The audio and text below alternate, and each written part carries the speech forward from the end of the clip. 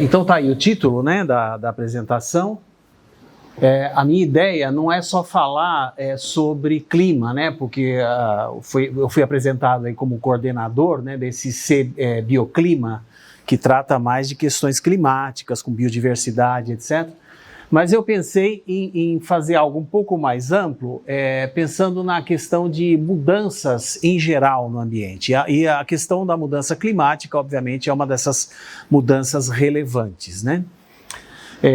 E eu vou focar mais em cima da questão da conservação dos anfíbios, que é o grupo com o qual eu trabalho. Então eu tenho mais facilidade, fica mais simples de eu explicar para vocês o que eu estou pensando e as minhas ideias. Primeira coisa, a gente tem que definir o que é conservação quando a gente vai tratar desse assunto. Tem várias definições diferentes e algumas podem não ser aceitas por todo mundo. É o caso dessa que eu estou apresentando para vocês, da IUCN de 1992, que diz que conservação é o uso sábio, equitativo e sustentável dos recursos naturais. Então, por essa visão que ela acabou sendo colocada, né, durante a Rio 92, tá? E foi aceita naquele momento, né? Então, por essa definição, a gente assume que os recursos serão usados pelo ser humano. Então, tá aí um dos pontos que eu discordo, né? Quer dizer, eu acho que pode ser usado, mas tem limites para isso. E, em certos casos, tem pessoas que acham que não tem limite. Que você pode entrar num parque nacional, uma população tradicional, por exemplo, e explorar os recursos dali sem controle. Então, com isso eu não concordo. Então é por isso que eu disse que tem definições, tem essa que é muito aceita, mas que tem esse problema. Bom, uma coisa importante da gente pensar é que as espécies são recursos finitos. Muita gente acha que não, que você pode ir pegando e que sempre vai sendo reposto isso ad eterno, né, infinitamente. Então são recursos finitos e que elas podem se extinguir, tá? E se elas se extinguirem, elas não voltam mais. Embora recentemente tenha saído uma notícia de desextinção de um lobo, que é uma solene mentira, mas uma fake news, né? Na verdade, eles criaram um fenótipo parecido com aquele lobo, através lá de umas 20 modificações genéticas que fizeram no lobo que existe atualmente, e daí eles falam que desextinguiram, não é verdade. Então, a questão da desextinção, ela ainda é ficção. Eu acredito que no futuro pode acontecer, eu não vou duvidar disso. Mesmo que muitas espécies não sejam usadas como recurso direto pelo homem, elas podem vir a ser usadas no futuro. Então a gente tem que ter isso em mente também. Então, porque as pessoas às vezes pensam, para que eu vou preservar uma espécie que não serve para nada? Que é uma visão meio mercantilista de seres vivos, né? Mas a gente tem que pensar, mesmo usando esse argumento mercantilista, que às vezes você tem que usar isso para um leigo, você fala, bom, não serve agora, talvez amanhã ela vá ser crucial para resolver algum problema, tá? Mas tem a questão de que indiretamente elas são importantes ao funcionamento dos ecossistemas. Agora, esse tipo de conversa para leigo às vezes não resolve muito, né? E aí você tem que explicar melhor para que serve um ecossistema sadio para uma pessoa comum que não é biólogo, não é ecólogo. Bom, também tem uma questão importante que aí já é mais difícil ainda enfiar na cabeça da maioria das pessoas, que é a questão ética de que o ser humano não tem direito de extinguir outras espécies. Então isso pode estar claro na cabeça da gente aqui dentro da academia, mas pode não estar claro na cabeça de um agricultor, por exemplo, tá? Ele não quer nem saber se está extinguindo ou não uma espécie que na cabeça dele não serve para nada. Aqui só alguns exemplos de espécies que toda vez que eu vejo essas fotos me causa tristeza, né, de animais. Eu peguei aqui animais que chocam mais as pessoas, né? Porque se eu pegar anfíbio, quase ninguém liga muito porque extinguiu, né? Mas assim, quando você pega animais de pelo, de pena, aí já causa um impacto maior. Então, o quagga da África do Sul, que desapareceu por provavelmente perda de habitat, caça. Esse golfinho lacustre chinês, que desapareceu por extrema poluição no rio no qual eles viviam na China. O lobo da Tasmânia, que na verdade não é lobo coisa nenhuma, é um marsupial carnívoro, predador de topo de cadeia, que desapareceu por caça de extermínio, porque ele comia as ovelhas que o colonizador levou lá para a Oceania para criar, então para a Austrália. Então eles resolveram matar todos eles para não comer mais as ovelhas. E o auroch, que é esse ancestral do gado que a gente cria hoje em dia, que desapareceu por perda de habitat, caça e também porque perderam o interesse, porque foram domesticando e gerou o gado que a gente tem hoje em dia, que a gente cria. Bom, a região neotropical tem aproximadamente a metade da diversidade global dos anfíbios. Então, agora entrando aqui no tema que eu domino mais. Então, cerca de metade das espécies conhecidas de anfíbios no mundo estão aqui na região neotropical. No entanto, a descrição de novas espécies, ela continua a aumentar num ritmo meio frenético, numa inflexão da curva para cima. Isso é uma consequência do aumento do número de pesquisadores nessa região e, portanto, do investimento em conhecimento dessa biodiversidade, muito pelo esforço de centros de pesquisa, de universidades. Bom, a destruição e a transformação de ecossistemas naturais, essa é a principal ameaça para os anfíbios. Então, todos concordam, quase não há discordância em relação a isso, que o que mais afeta a sobrevivência dos anfíbios hoje no planeta é a destruição dos ambientes dos quais eles dependem para sobreviver. Então, principalmente desmatamento. Tá? Esse processo de degradação, ele está aumentando em vários lugares da região neotropical, ocasionando declínios e extinções de populações e espécies. E é óbvio que isso não se aplica só aos anfíbios, isso se aplica à flora, à fauna, a qualquer organismo que a gente analise que dependa de sistemas naturais para sobreviver. Bom, então a gente está perdendo espécies, elas estão sendo extintas, isso de novo vale para anfíbios e para outros grupos, antes que a gente possa coletar e descrever. Então não dá tempo. O pessoal destrói numa velocidade tão rápida para fazer pasto, para fazer plantação, e as espécies, normalmente as microendêmicas, que só ocorrem em regiões restritas, elas vão embora, elas desaparecem e a gente nem sabe que elas existiram. Tá? Então essa situação, ela é particularmente dramática em locais do tipo Mata Atlântica, que nós temos aqui pertinho da gente, que é uma das formações mais diversas, mas que foi quase inteiramente destruída nos últimos séculos. Restou pouca coisa e o que restou ainda está em curso de destruição. Ainda o pessoal continua a cortar e a degradar ambientes de Mata Atlântica. Então, o que a gente precisa fazer? A gente precisa descrever as espécies mais rapidamente do que hoje, embora eu tenha falado que isso aumentou muito em tempos recentes, mas precisaria aumentar ainda mais para a gente tentar conhecer o que nós temos e tentar evitar a perda dessas espécies, tá?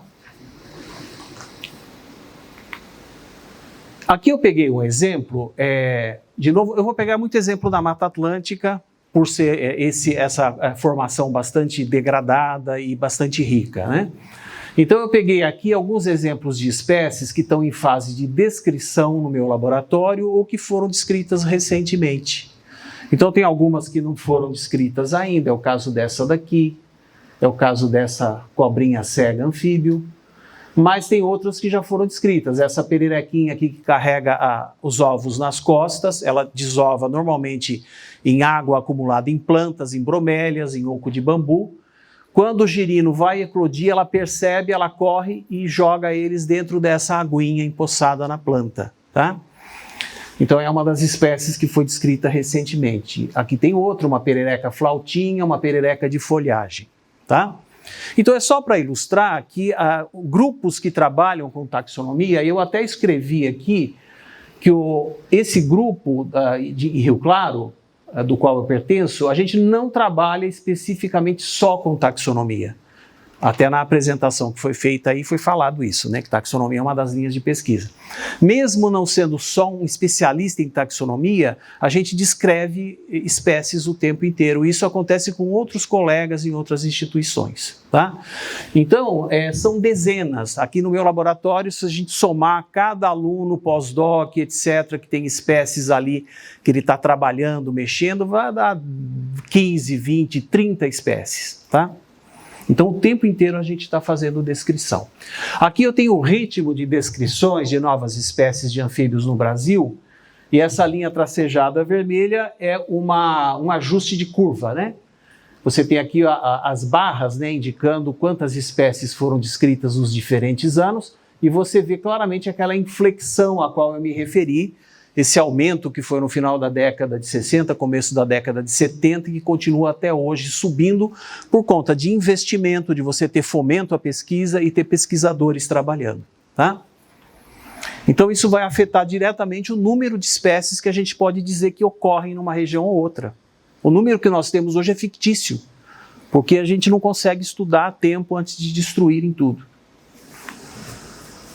Bom, além da diversidade de espécies e clados, quando eu falo clado, estou me referindo aos ramos da árvore da vida, da filogenia dos grupos. Então, além dessa diversidade de espécies e clados, existe uma grande diversidade de formas, cores, tamanhos, ciclos de vida que podem ser mais ou menos complexos, dietas diferentes, tá? Isso na fauna de anfíbios que tem aqui na região neotropical e no Brasil, particularmente, que é mais um tema aqui nosso. Então eu peguei aqui alguns exemplos, uma perereca frugívora. Isso pode parecer algo assim, mas por que ele está pondo isso?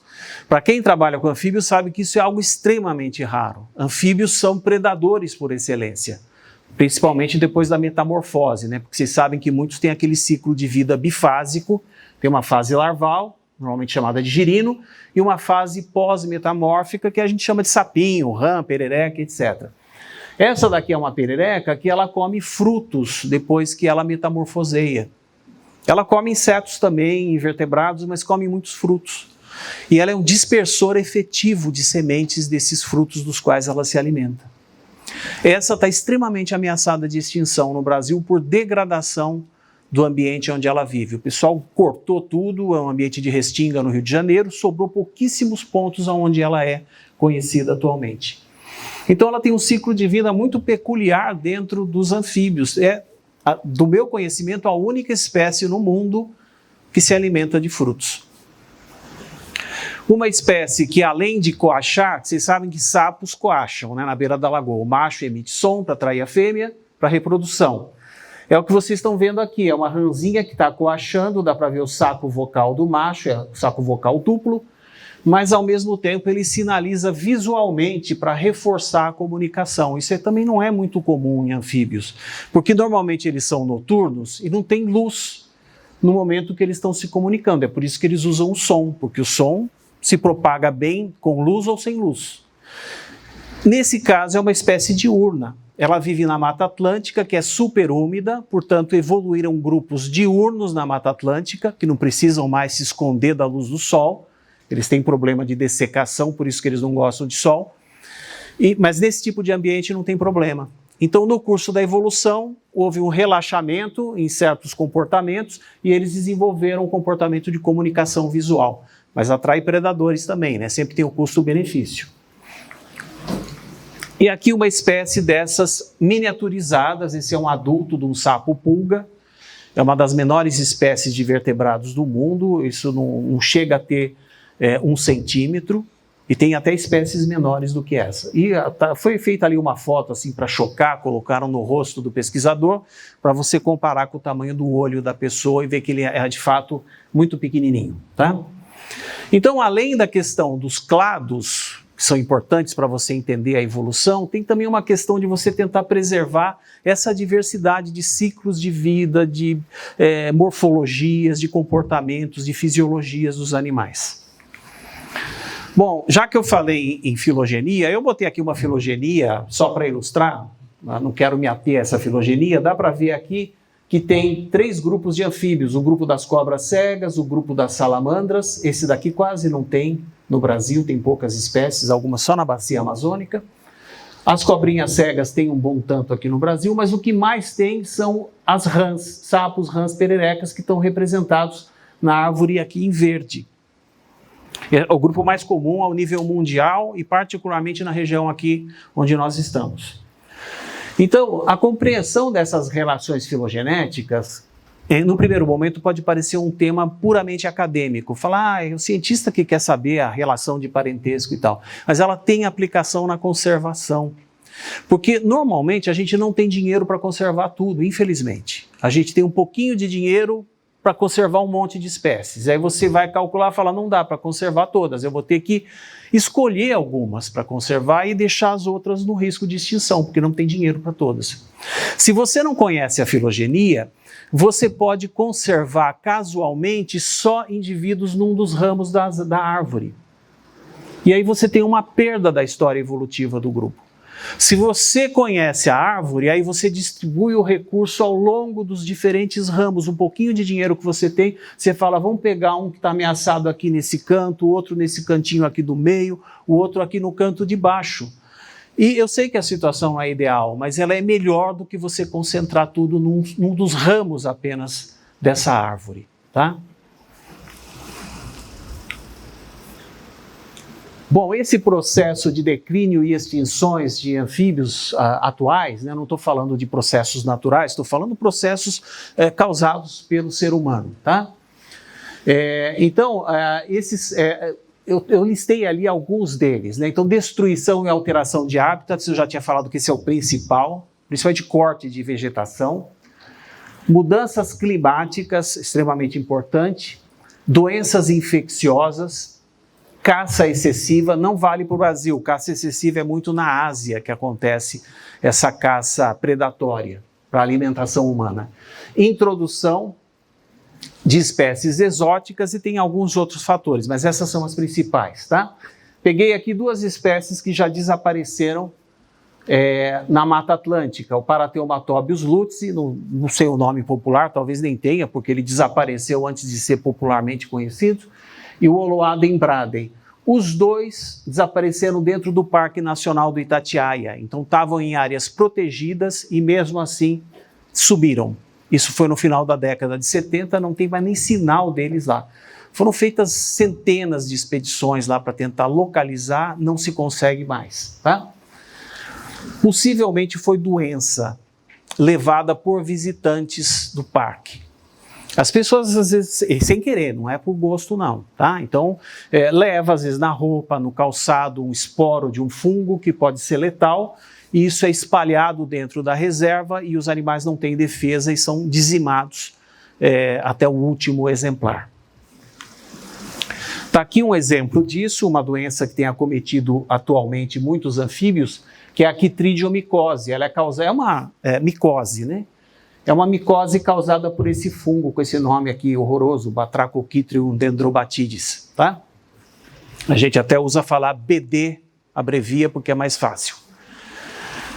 Então, ele tem dizimado populações e espécies ao redor do mundo, inclusive o Brasil, e afeta negativamente a diversidade das comunidades de anfíbios. Então, estão aqui fotos reais, né? Você vê aqui um rio, a pessoa fez aqui, não sei que tipo de lente que usou, mas dá para você ver aqui um monte de rãs mortas, você vê, parece assim um cataclisma que aconteceu no ambiente, você chega, está todo mundo morto, e de diferentes espécies muitas vezes, tá? Todas as espécies são susceptíveis? Não, espécies que têm defesa, mas são poucas, a maioria acaba tendo problemas graves, tá? Ele afeta as partes queratinizadas da pele, afeta processos respiratórios, eles respiram muito pela pele, e acaba muitas vezes sendo letal para os animais. Está aqui a distribuição desse fungo. Repara que tem no mundo inteiro, isso é uma pandemia. Agora, o que aconteceu com a nossa pandemia recentemente da Covid? Investiu-se bilhões, criaram vacinas, as pessoas foram vacinadas, muitos morreram, mas muitos estão vivos, inclusive muitos de nós aqui, porque foi feita a vacina, investiu-se. Quem que vai investir muito dinheiro para criar uma defesa para sapos ao redor do mundo, que são animais silvestres e que ninguém dá bola? Então, eles ficam à sua própria sorte quando tem essas pandemias. E aí, quando você tem espécies que são sensíveis, elas são extintas. E a gente vai perdendo a diversidade por conta da interferência humana. Então, esse fungo aqui, ele espalhou pelo mundo por culpa do ser humano. tá? Ele não tinha dessa forma no mundo inteiro. Hoje as cepas cruzam, porque você tinha uma cepa nativa do Brasil, as espécies brasileiras já estavam coevoluídas com essa cepa. Hoje você chega, analisa os ambientes aqui no Brasil, você vê a cepa brasileira hibridada com cepas muito mais virulentas que vieram de fora, da Ásia, da América Central. E aí as espécies daqui não têm defesa contra essas cepas. Então você vai matando ano após ano os animais através dessas hibridações de variedades. É como na Covid de novo, vocês lembram que surgiam cepas o tempo inteiro, né? Mas aí o pessoal corre, investe dinheiro e cria uma vacina, aperfeiçoa a vacina e vai vacinando as pessoas. Aqui não, os bichos vão morrendo. Olha, o principal fator gerador dos declínios, como eu falei, e extinções no Brasil é degradação ambiental de origem antrópica, principalmente corte da vegetação nativa.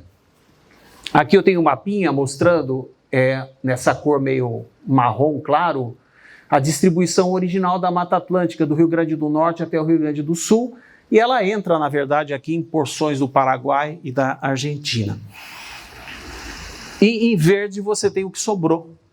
Realmente foi um massacre contra a formação, né? Sobrou muito pouco e continuam cortando até os dias de hoje.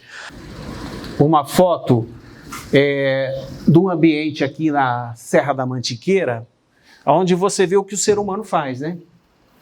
Sobra mata só no topo da montanha, porque é ambiente muito íngreme que não tem interesse em explorar.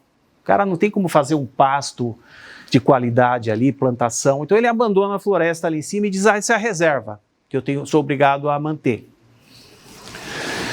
E ele corta as áreas de baixada, olha aqui tem um hotel para receber turistas, aí tem plantação, na verdade pasto, né, que o fulano faz aqui e aqui, plantação de pinos e eucalipto, que eles maliciosamente falam que é reflorestamento, né, quando você reclama, não, plantei pinos e eucalipto, você fala, mas isso é plantação, é para você explorar, né, a coisa, não é a floresta nativa. Então vai retalhando a floresta, né? Isso quando não corta tudo, tá? Bom, eu queria dar um exemplo de uma alteração local causada por desmatamento e que afeta muito animais de ciclo de vida bifásico como anfíbios. Mas pode afetar qualquer organismo de ciclo de vida bifásico, além dos anfíbios. Pode ser insetos, pode ser até plantas que tenham algum ciclo bifásico. Então, esse tipo de situação, ou fenômeno, que é causado pelo homem, né, ele foi descrito para a Mata Atlântica e ele é chamado de desconexão de habitat, ou habitat split, no termo original em inglês que foi cunhado para esse processo. Então vamos pegar o que é o ciclo de vida bifásico que eu me referi ali em cima. Seria isso daqui, você tem o anfíbio, um exemplo clássico de ciclo de vida bifásico, eu tenho o adulto da rã, aqui, eu falei para vocês, o macho coacha para atrair a fêmea, aí eles desovam dentro da água.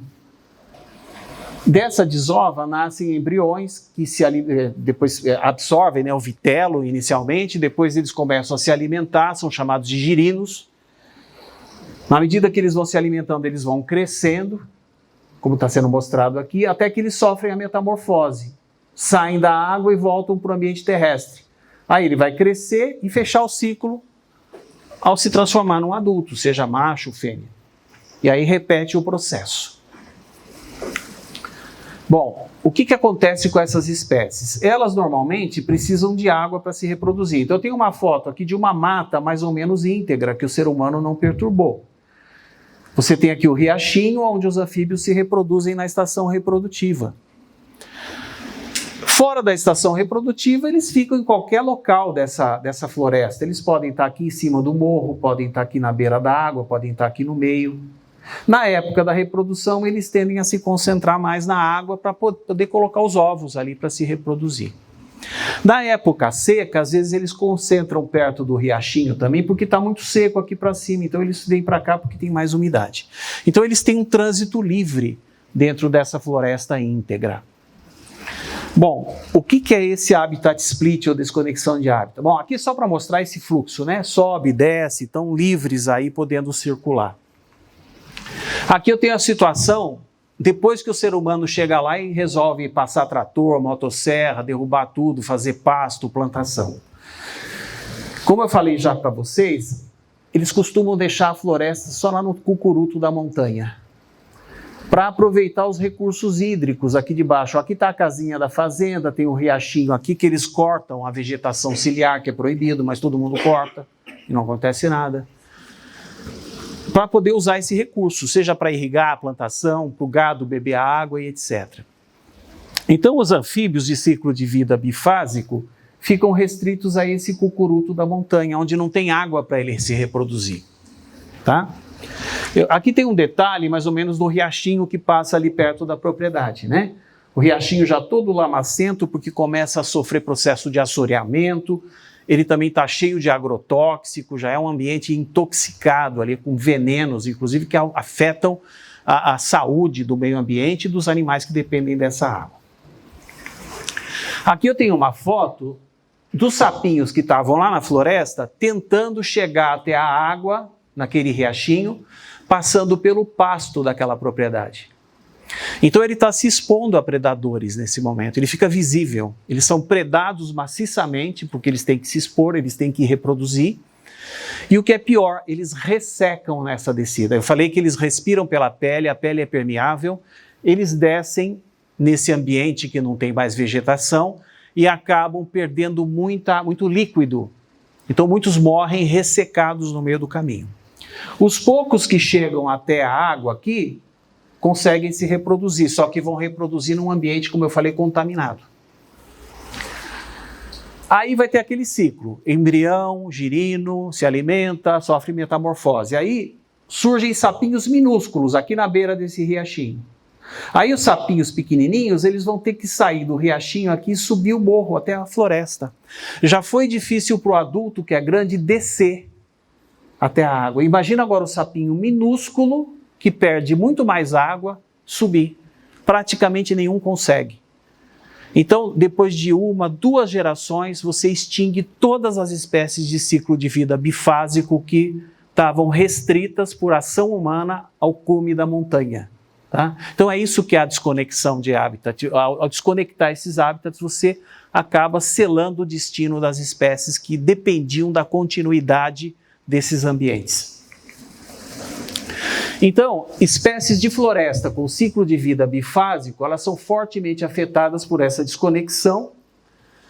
E nessas espécies, o ciclo de vida é interrompido ou dificultado 2 vezes. Eu marquei aqui as 2 vezes, é quando eles descem lá da floresta, os adultos, para tentarem colocar os ovos, e depois quando eles metamorfoseiam e tentam subir para virar adultos lá no fragmento florestal. Então essa dupla interrupção é letal para o ciclo de vida.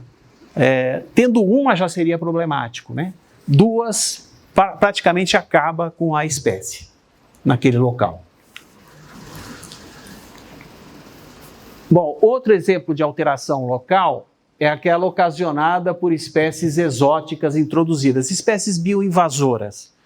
Esse é o caso dessa aquarrana catesbeiana, a rã touro, que foi introduzida aqui para ranário, para produção de carne.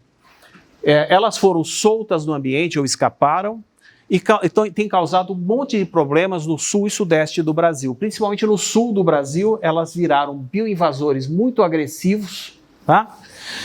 Inclusive entrando dentro de reservas de parques nacionais, e elas competem com as espécies nativas, elas predam espécies nativas e o pior, elas espalham doenças, inclusive aquela quitridiomicosi, para as formas que não têm defesa. Então acaba sendo um problema gravíssimo do ponto de vista de conservação. E não é fácil remover elas do ambiente, tá? É difícil, você sai caçando, caça e sempre tem. Restam girinos na água e ela não sofre esse problema de desconexão de hábitat. Não são todas as espécies. Tem espécies muito resistentes que sobrevivem a esse problema de uma desconexão de hábitat. Mas são poucas que conseguem sobreviver a isso.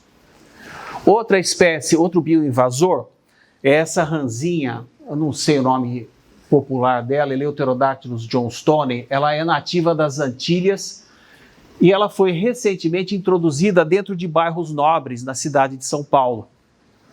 ela fica lá nos jardins, nos quintais das casas, e ela causa muito problema de sono nas pessoas. Eles fazem uma tamanha algazarra até 2, 3 da madrugada, que as pessoas não conseguem dormir. Eu conheço gente lá, porque eu fui estudar isso no bairro, a pessoa falou, olha, já fui internado porque eu não conseguia dormir. Entrei em crise nervosa, tive que ir para o hospital. E causa o problema de depreciação no valor dos imóveis, porque a hora que você vai vender e alguém descobre que tem isso no seu jardim, o cara não quer comprar a casa, então baixa o preço daquelas mansões de luxo que os caras têm, né? Além disso, recentemente foi visto, isso é dado não publicado, que pode conter o hantavírus, tá? Então o hantavírus causa zoonose, é uma doença grave, tá? A gente não sabe se ele espalha hantavírus para os seres humanos. O fato é que acharam o hantavírus transportado na pele do animal. Isso já é um sinal de alerta complicado. Também está muito difícil eliminar isso lá dos locais onde ele entrou. Ela não precisa de água para se reproduzir, tem desenvolvimento direto, põe o ovo, do ovo já nasce uma ranzinha dessa formada. Passa um tempo, ele começa a fazer aquela algazarra na casa da pessoa. Parece um alarme disparado. Eu tive lá, é uma coisa infernal. Quando canta o primeiro no começo da noite, você fala que bonitinho, os caras estão reclamando de chatice. A hora que vem aquele coro, vários bichos cantando, você fala, não, o cara tem razão, é infernal o negócio, né? Bom, gente, além de esses impactos locais induzidos pelo homem, é possível que mudanças climáticas globais ocasionem efeitos negativos para várias espécies de anfíbios no futuro. Esse futuro já está bem aí perto, tá? Por exemplo, a elevação no nível do mar, que será fortemente prejudicial para os anfíbios, porque eles não resistem à água salgada. A água salgada é letal para anfíbios. Como eles têm a pele permeável, eles perdem água. Quando você tem uma água salina, essa água salina do meio externo puxa os líquidos do animal e ele morre por dessecação, tá? Por problemas fisiológicos. A gente pode pensar em dois cenários, invasão marinha restrita e invasão marinha ampla. Invasão marinha restrita seria o caso, assim, por exemplo, litoral norte de São Paulo, que você tem assim, um monte de montanhas quase debruçando no Oceano Atlântico. Você tem praias pequenininhas, normalmente, às vezes são até grandes, mas elas não são largas. Você não tem uma planície extensa. Então aqui, certamente, o mar vai subir, mas ele vai ser contido pela encosta da montanha. Ele não vai avançar continente adentro, né? Porque essas montanhas têm 800, 900, 1.000 metros de altitude. Então, vocês vão ver que eu vou projetar depois um slide mostrando assim o que deve acontecer se o mar invadir. Ele vai invadir, por exemplo, essa região toda aqui, ó, que é uma mata de restinga baixa. Vai invadir aqui também. Então é isso que você está vendo aqui, ó. O mar deve entrar para lá, para essas áreas baixas, e os anfíbios podem ter tempo para migrar para ambientes mais altos. Poderiam. Isso é teórico. Alguns talvez não tenham. E vão ser pegos pela água salgada e vão morrer todos. Mas digamos que alguns consigam subir a encosta da montanha. Você fala, então vai sobreviver. Não sei, porque ele está adaptado há milhões de anos a sobreviver na restinga, no baixo. Não é qualquer espécie que vai ter essa capacidade, essa plasticidade comportamental, fisiológica, para conseguir viver num ambiente mais alto, tá? Então, é uma incógnita o que vai acontecer. É possível que algumas espécies sobrevivam, mas outras tantas não devem conseguir. Vamos pensar agora nessa condição de praias que tem mais, por exemplo, no sul do estado de São Paulo, ou no sul do Brasil, que você tem amplas planícies costeiras. Aqui o mar, ele vai avançar provavelmente muito mais rapidamente, não deve dar tempo para os anfíbios. A hora que entrar o mar ali, ele vai correr, porque está tudo baixo, e ele vai pegar um monte de anfíbios no meio do caminho aí e matar todos, tá? Então aqui não teria muita chance de sobrevivência nesse tipo de ambiente mais baixo. Aqui exemplos de espécies endêmicas da Mata Atlântica que possivelmente vão desaparecer se o Oceano Atlântico invadir as áreas continentais baixas, e hoje a gente já é quase uma certeza que esse Oceano Atlântico vai invadir essas áreas, tá? até antes do tempo que a gente estava imaginando, né? A coisa está acontecendo muito mais rápido do que as previsões que eram conservadoras diziam. Então aqui tem várias espécies, tem aquela ranzinha frugívora que já está à beira da extinção, porque quase não restou ambiente de restinga para ela viver. A restinga agora deve ser invadida pelo mar, ou seja, vai acabar com todas. Tem essa outra perereca de capacete, tem essa outra pererequinha aqui que vive normalmente enterrada em ambiente de restinga. Essa uma aqui, que eu vou botar um círculo vermelho nessa, essa daqui está bastante ferrada, viu? Essa daqui vive numa ilha, é uma espécie endêmica de ilha aqui no estado de São Paulo, a ilha de Alcatrazes. Ela se reproduz em bromélias. Ela depende da bromélia para se reproduzir. Ela põe ovo na água acumulada na bromélia. O que acontece com essa espécie? O ambiente no qual ela vive até recentemente era usado para treino de artilharia da Marinha Brasileira. Eles bombardeavam a ilha para treinar os marujos a acertar o alvo. Quando o marujo errava o alvo, que era o costão rochoso, a bomba passava por cima e acertava as bromélias ou as rochas ali perto das bromélias. Causava ignição e incendiava o bromelial onde a espécie se reproduzia. Houve muito protesto, muita briga do IBAMA, multava a Marinha não pagava a multa. Como é que você vai cobrar a multa do cara que está com um barco assim, atirando bomba para todo lado? Qual que é o seu poder de cobrança, de multa nesses casos, né? Eu sei que no fim, quando começou a pegar mal perante a opinião pública, eles pararam de usar a ilha para bombardear. Mas o problema é que, como eu falei anteriormente, ela sofria o bombardeio, agora não sofre mais, mas o Oceano Atlântico está subindo e o mar deve pegar o bromelial onde ela vive, inundar de água salgada. Então vai desaparecer o microambiente, o único microambiente no qual ela se reproduz. Então atualmente se faz conservação ex situ dessa espécie, ou seja, ela está sendo conservada, está sendo criada fora do seu ambiente natural, por ser uma espécie muito sensível. Agora, o que você vai fazer com ela depois, né? Vai ficar, o ser humano vai eternamente criar esse animal? Não é a situação ideal. O ideal é fazer conservação in situ, é a gente não destruir os ambientes, preservar e deixar que os seres vivos se reproduzam e prosperem no ambiente natural onde eles vivem e evoluíram. Vamos pensar numa situação que a gente pode pensar o seguinte: bom, os bichos de baixada, os anfíbios de baixada estão fritos nesse contexto de invasão marinha. Mas tem espécies, por exemplo, esse sapinho pingo de ouro, que é uma dessas espécies miniaturizadas, eles vivem em ambientes de altitude maior, 900, 1.000, 1.200 metros. Ali o mar não vai chegar, não tem como, tá? Então você pode pensar, então tá salvo. Não é bem isso. Por quê? Eles dependem das matas nebulares. Essas matas que se formam no ambiente onde como é que fala? A nuvem se choca contra a encosta da montanha, tá? Então a nuvem se choca ali na encosta da montanha e derrama água ali. Então é um ambiente super úmido, ideal para essas espécies como o sapinho pingo de ouro, samambaias, um monte de plantas, N outros animais, tá? Então são esses animais que dependem dessas florestas nebulares. O que a gente sabe é que a cada grau que aumenta a temperatura do planeta, essa nuvem fica um pouquinho mais alta. Então ela vai subindo na encosta do morro, ano após ano, tá? Então passa um tempo, você tem a nuvem chegando lá no cume da montanha.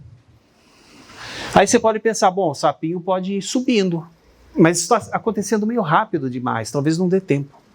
E precisaria formar a floresta nebular lá para cima. Talvez não tenha, talvez seja rocha, talvez tenha um solo inapropriado. Então a gente não sabe.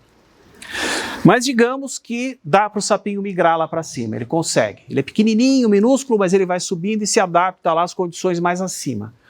Chega um ponto em que a nuvem ultrapassa, porque a gente continua queimando carvão, continua queimando petróleo e entupindo a atmosfera de carbono. Vai chegar um ponto que essa nuvem ultrapassa o cume da montanha e o braquicéfalo teria que evoluir asinhas para acompanhar a nuvem, e isso obviamente é impossível, tá? Então, às vezes as pessoas falam, mas os seres vivos se adaptam. Você fala adapta quando tem tempo evolutivo para isso. Então, não adianta, vai ser extinto, esses bichos vão ser extintos, tá?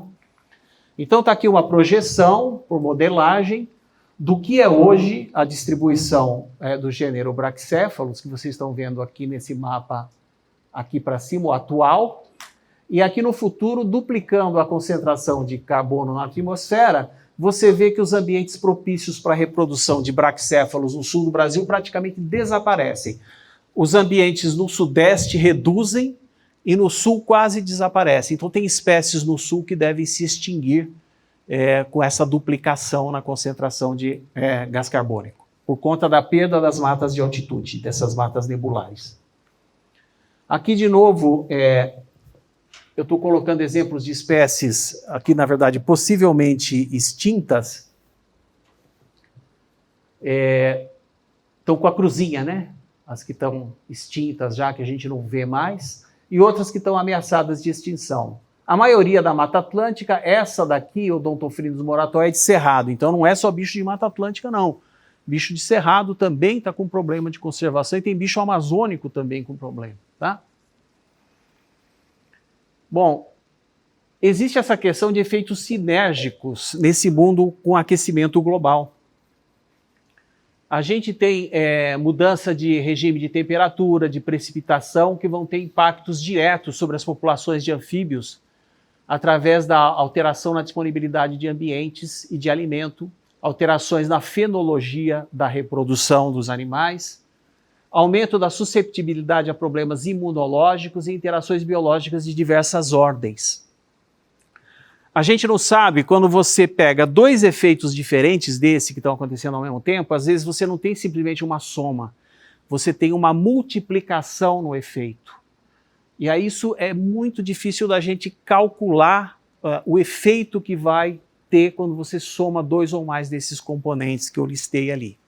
Geralmente é mais do que soma, é uma coisa que se multiplica, que se eleva a alguma potência, causando um estrago muito grande para os ecossistemas e para as espécies que ali vivem. Bom, os anfíbios, eu peguei isso aqui para mostrar uma coisa, eles coacham, no caso aqui, eu peguei uma espéciezinha de rã, e pus ali o macho coachando. Esse coacho ele está intimamente relacionado com questões de temperatura. Então, se você afeta a temperatura, muda as características físicas do coacho. É uma coisa que ele não consegue controlar. Aves, aparentemente, não fazem isso, mamíferos, eles conseguem, porque tem uma temperatura corporal constante. Animais ectotérmicos, eles sofrem com esse problema. O som que ele emite muda de acordo com mudanças na temperatura. Então a questão que fica é, será que esse machinho, quando houver um aquecimento muito grande e que mude o som que ele emite, ele vai conseguir convencer as fêmeas a irem namorar com ele? Ou será que ela nem vai entender que aquilo é o coacho da espécie dela? Ela pode ser atraída pelo coacho de uma outra espécie.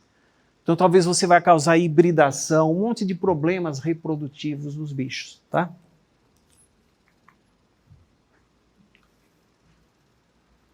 Também vai ter problema, né, como eu falei, de disponibilidade de alimento, né? Você vai alterar a oferta de alimento com a mudança no clima e talvez não vai ter mais alimento adequado para essas espécies. E também a questão da distribuição geográfica, né? A gente acredita que isso vai afetar a distribuição geográfica das espécies. Vão ser extintas em alguns pontos e talvez outros locais fiquem adequados, onde ela não ocorre hoje. Mas aí como que ela vai chegar lá? Às vezes não tem como ela chegar. Pode ser um ambiente que desenvolve condições adequadas, mas quem que vai ficar levando o sapinho para lá? Falar, agora ficou bom lá a 10 mil quilômetros daqui, vamos pegar ele e levar. Ninguém vai fazer isso. Então vai acabar sendo eliminado. Bom, só para não dizer que tudo é ruim, algumas espécies generalistas elas podem resistir a essas mudanças climáticas e elas podem até ser favorecidas. É o caso da perereca de banheiro, que está aí no slide. É uma perereca sinantrópica, ela se adapta bem às condições humanas e ela dificilmente vai ser prejudicada. Ela é muito resistente, tá? Mas aí a pessoa pode falar, tá vendo? Ó, o cara tá pintando um quadro negro, mas um quadro assim muito ruim, muito pessimista, mas a verdade é que tem anfíbios que vão ser beneficiados. Sim, você beneficia 6 e prejudica 1000. Qualquer um que sabe fazer conta fala, não, é uma conta muito prejudicial, muito ruim. Tá? Então, poucas conseguem sobreviver e até prosperar com essas modificações. Bom, como convencer a opinião pública e políticos de que é importante proteger animais pouco carismáticos, como, por exemplo, anfíbios? Tá? Não é fácil. Então, a gente, no nosso caso aqui, como pessoas da academia, a gente fala assim, não, olha só, é super importante porque eles são elos importantes na cadeia trófica, nos ecossistemas. Então, eles são alimentos para diversas outras espécies. Olha só, cobrinhas se alimentam de anfíbios, podem comer o adulto, podem comer a desova. Morcegos comem anfíbios. Esse aqui, inclusive, é um morcego bem especializado em anfíbios. Tem formigas que predam anfíbios. Até plantinha carnívora, eles são tão bobos que até uma plantinha carnívora, eventualmente, é uma situação eventual, mas ela poderia comer uma ranzinha, tá? Mas adianta você tentar falar isso para um leigo, até para um político, o cara vai falar, é melhor que sumam as cobras. Eu sei que a Thaís vai ficar chateada de falar isso, mas as pessoas odeiam cobras em geral, elas não gostam de cobra. Então eu falo, ele é comida de cobra, então eu vou matar a cobra de fome, elimina os anfíbios, né? Morcego, para que serve? Deu Covid nas pessoas, dá raiva, não sei o quê, e assim vai por aí, né? Então, isso é um argumento que funciona para quem entende a importância de equilíbrio de ecossistema e tudo mais, mas não para leigos. A gente precisa convencer a população e trazer a opinião pública para o lado da gente em questões de conservação, infelizmente usando aquela visão que eu não gosto, que é a visão meio utilitarista, que eles entendem mais, a visão meio mercantilista. Então, anfíbios são predadores de insetos. Tá dando dengue em todo mundo porque o pessoal tá matando os anfíbios e tal. Então, o anfíbio come os insetos, inclusive pernilongos. Anfíbios comem formigas, são predadores vorazes de formigas muitas vezes, e as formigas causam prejuízo na agricultura. Então, tudo isso daí comove mais as pessoas que não são da academia, tá? A gente ainda pode considerar, por esse ponto de vista mercantilista, dizer que tem princípios bioativos na pele dos anfíbios que, se estudados, podem ser transformados em medicamentos importantes. Isso não é mentira, isso é verdade. Hoje tem remédios nas farmácias que foram desenvolvidos com o estudo desses compostos bioativos em pele de anfíbios e, obviamente, em plantas. Tem zilhões de exemplos no reino vegetal, tá? Aqui uma foto mostrando uma pessoa apertando a glândula do anfíbio e esguichando o veneno. Esse veneno pode ser letal, mas se você estudar e retirar certos compostos dali, ele pode ser um medicamento. Bom, na Amazônia, os índios, certos grupos étnicos da Amazônia, eles usam os anfíbios num processo chamado vacinação, usando essa espécie que eles chamam de sapo cambô, que na verdade é uma perereca. Então está aqui o sapinho sendo torturado pelo indígena. Ele amarra assim numas estaquinhas, mas ele não mata, né? Ele só prende ele e depois ele passa um pauzinho para tirar a secreção da pele. Aí olha aqui ele com o isqueiro, você vê que já é um índio aculturado, né? Ele está com o isqueiro aqui, ó. Ele pega um pauzinho, faz uma brasinha na ponta e queima a pele da pessoa. Mas é uma queimadura de leve, que você quase nem sente, só para lesionar superficialmente a pele. Aí ele passa a secreção da perereca ali naquele lugar. E eles falam que é vacina. E eu perguntei para um fulano para que ele fazia aquilo. Eu fui uma vez no Acre e eu queria saber para que eles estavam fazendo isso. E ele falou assim, não, eu falei, me descreve o que você sente. Ele falou assim, não, quando eu faço isso, a minha cabeça fica desse tamanho assim. Eu falei, nossa, o cara, né? Aí ele falou assim, dá muita dor de cabeça, eu vomito, passava mal, mas eu viajo para São Paulo, eu vejo as luzes dos prédios. Eu falei, nossa, ele viaja geral, né? Era um alucinógeno, né? Então o que eu interpretei? Eu falei, depois que ele tem alucinação, vômito, dor de cabeça, quando ele retorna da viagem, porque ele falou para mim que curava a malária. Eu falei, mas para que você faz esse negócio? Você passa... Não, cura a malária, depura o sangue. Eu lembro dele ter falado essa expressão, ou seja, limpa meu sangue. E eu pensei o seguinte, esse cara passa tão mal que quando ele retorna da viagem alucinógena dele, o efeito o sintoma da malária é gostoso até, né? Foi essa a minha interpretação. Aí eu botei aqui um uma foto mostrando, né, essa historinha da princesa beijando o sapo e ela vendo ele virar num príncipe, ela é uma alusão à alucinação que causa um monte de compostos bioativos na pele dos anfíbios. Tem várias espécies que são alucinógenas, tá? Inclusive nos Estados Unidos eles têm fumado pele de anfíbio, que é um perigo. O cara seca a pele e fuma e pode até matar de ataque cardíaco, porque ali vem tudo quanto é composto junto. Alguns são alucinógenos e outros são venenos potentíssimos, né? Bom, mas o que aconteceu depois? Em tempos mais recentes, descobriram que certas substâncias na pele do sapo cambô não intoxicam células humanas, isso in vitro, em placa de Petri, mas matam o plasmódio causador da malária. Então vocês vejam, eu fui preconceituoso com os indígenas e eu acho que é um remédio que eles têm realmente, tá? Então a gente precisa estudar essas coisas que são do conhecimento popular e não só agir de forma preconceituosa, falando esse cara tá com onda, não entende nada, né? Eles entendem, eles estão ali há milhares de anos coevoluindo e eles tiveram que achar remédios para se virar contra a doença. Parece que também ele ataca a Trypanosoma cruzi, ou seja, ele poderia também ser uma cura para doença de Chagas. Então tem todo aí um campo em aberto para ser explorado. Bom, aqui só alguns exemplos de... Eu já estou terminando, tá? Não sei que horas são, eu já estou estourando o tempo. De formas da gente popularizar essa questão dos anfíbios. Então, um livrinho para criança, que foi feito por uma pessoa que passou pelo meu laboratório, foi aluna lá. Então, é o girino que não queria sofrer metamorfose, né? Ele gostava tanto da água que ele não queria virar adulto. Tem aqui um que já é para pré-adolescente e adolescente, que são os sapos incríveis do Brasil. Então, mostra lá um monte de fotos bonitas, etc. Tem guias profissionais, como esse guia de anfíbios da Mata Atlântica. Isso é para profissional, mas também para quem gosta de natureza. O cara pode gostar de ver foto bonita. Ele compra esse guia aí e vai poder ficar folheando. Tem mídia, por exemplo, CD, né? Esse CD aqui que foi desenvolvido com o canto dos anfíbios da Mata Atlântica e que um dia eu vi isso aí numa loja dessas esotéricas. Eu até fui perguntar, isso saiu do meu laboratório, né? Esse guia. E eu fui perguntar, isso foi lá em Águas de São Pedro, entrei lá, aquele incenso queimando, aquelas músicas indianas, e eu falei para a dona da loja, falei, mas o que é isso? Você vende esse negócio? Ela falou assim, não, isso aí o pessoal quando vai meditar gosta de ouvir sons de natureza, eles gostam de ouvir som de anfíbio. Quando isso foi projetado, em momento algum eu pensei que poderia ser usado para meditação, para yoga, né? Então foge um pouco ao que a gente planejou, mas está ótimo que usem, né? Isso daqui é uma mídia para iPhone e smartphone, que você tem guia de anfíbios da Mata Atlântica ali, com sons, com fotos. Então hoje em dia é muito fácil, né, usar o celular e tal, você vê tudo isso. E tem o grupo do meu laboratório que faz um trabalho muito legal, que é esse projeto Cururu.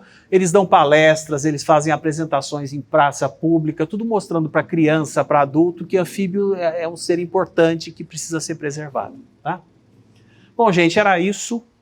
Eu agradeço e se tiver tempo de pergunta, quiserem perguntar, eu tentarei responder.